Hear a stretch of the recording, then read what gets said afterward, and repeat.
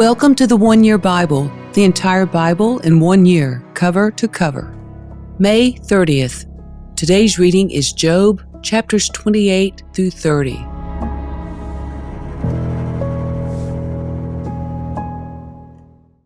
People know where to mine silver and how to refine gold. They know where to dig iron from the earth and how to smelt copper from rock. They know how to shine light into the darkness and explore the farthest regions of the earth as they search in the dark for ore. They sink a mine shaft into the earth far from where anyone lives. They descend on ropes, swinging back and forth. Food is grown on the earth above, but down below, the earth is melted as by fire. Here the rocks contain precious lapis lazuli, and the dust contains gold. These are treasures no bird of prey can see, no falcon's eye observe. No wild animal has walked upon these treasures. No lion has ever set his paw there. People know how to tear apart flinty rocks and overturn the roots of mountains. They cut tunnels in the rocks and uncover precious stones. They dam up the trickling streams and bring to light the hidden treasures. But do people know where to find wisdom? Where can they find understanding? No one knows where to find it, for it is not found among the living. It is not here, says the ocean, nor is it here, says the sea. It cannot be bought with gold. It cannot be purchased with silver. It's worth more than all the gold of Ophir, greater than precious onyx or lapis lazuli. Wisdom is more valuable than gold and crystal. It cannot be purchased with jewels mounted in fine gold. Coral and jasper are worthless in trying to get it. The price of wisdom is far above rubies. Precious peridot from Ethiopia cannot be exchanged for it. It's worth more than the purest gold. But do people know where to find wisdom? Where can they find understanding? It is hidden from the eyes of all humanity. Even the sharp-eyed birds in the sky cannot discover it. Destruction and death say, "We've heard only rumors of where wisdom can be found." God alone understands the way to wisdom. He knows where it can be found, for He looks throughout the whole earth and sees everything under the heavens. He decided how hard the winds should blow and how much rain should fall. He made the laws for the rain and laid out a path for the lightning. Then He saw wisdom and evaluated it. He set it in place and examined it thoroughly. And this is what He says to all humanity: the fear of the Lord is true wisdom. To forsake evil is real understanding.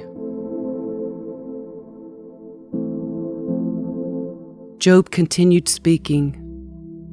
I long for the years gone by, when God took care of me, when He lit up the way before me, and I walked safely through the darkness.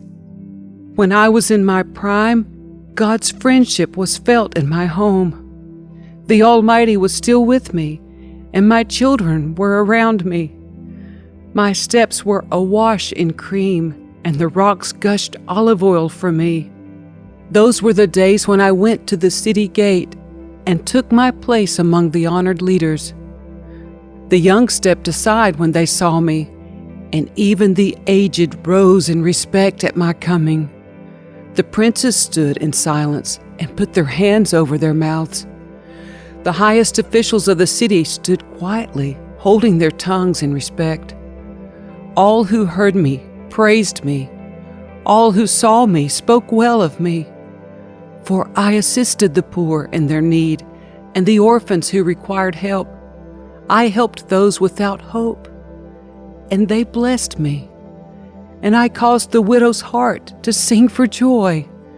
Everything I did was honest. Righteousness covered me like a robe, and I wore justice like a turban. I served as eyes for the blind and feet for the lame. I was a father to the poor and assisted strangers who needed help. I broke the jaws of godless oppressors and plucked their victims from their teeth. I thought, surely I will die surrounded by my family after a long, good life. For I am like a tree whose roots reach the water, whose branches are refreshed with the dew. New honors are constantly bestowed on me, and my strength is continually renewed. Everyone listened to my advice. They were silent as they waited for me to speak. And after I spoke, they had nothing to add, for my counsel satisfied them. They longed for me to speak as people long for rain. They drank my words like a refreshing spring rain. When they were discouraged, I smiled at them. My look of approval was precious to them. Like a chief, I told them what to do. I lived like a king among his troops and comforted those who mourned.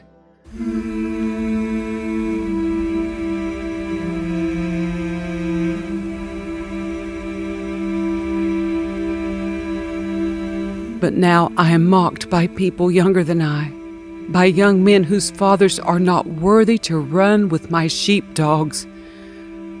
A lot of good they are to me, those worn-out wretches. They are gaunt from poverty and hunger. They claw the dry ground in desolate wastelands. They pluck wild greens from among the bushes and eat from the roots of broom trees. They are driven from human society, and people shout at them as if they were thieves.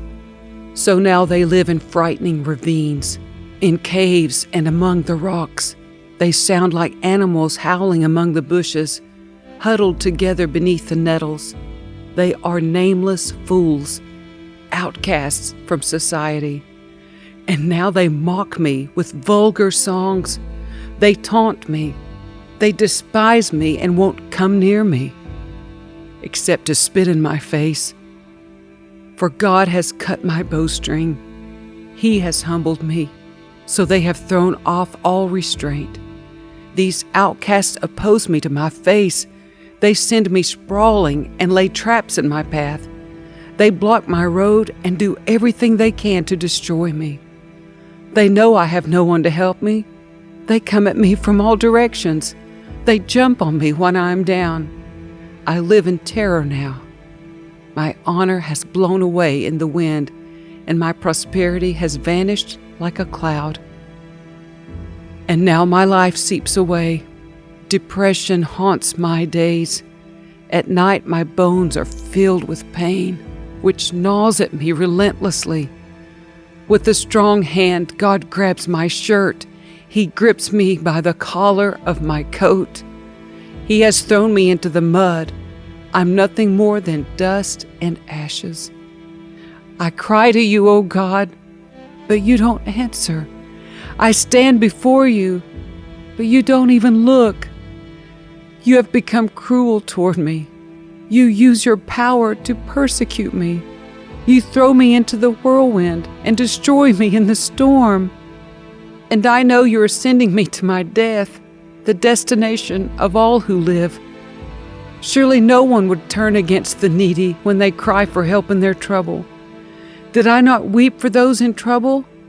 Was I not deeply grieved for the needy? So I looked for good, but evil came instead. I waited for the light, but darkness fell. My heart is troubled and restless. Days of suffering torment me. I walk in gloom without sunlight. I stand in the public square and cry for help. Instead, I am considered a brother to jackals and a companion to owls. My skin has turned dark, and my bones burn with fever.